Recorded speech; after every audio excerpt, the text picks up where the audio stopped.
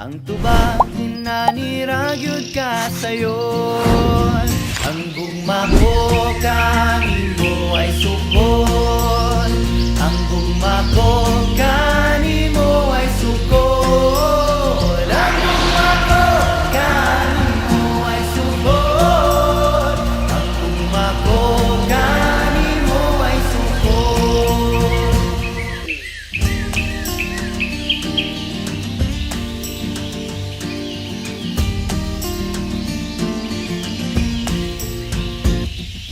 Ako nang nabati ang tanan, tanang tigpamulong nga balay.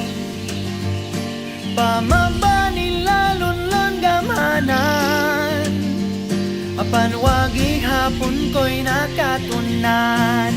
Ug kung ano man di ko makaingong makalimot yun ko nimo.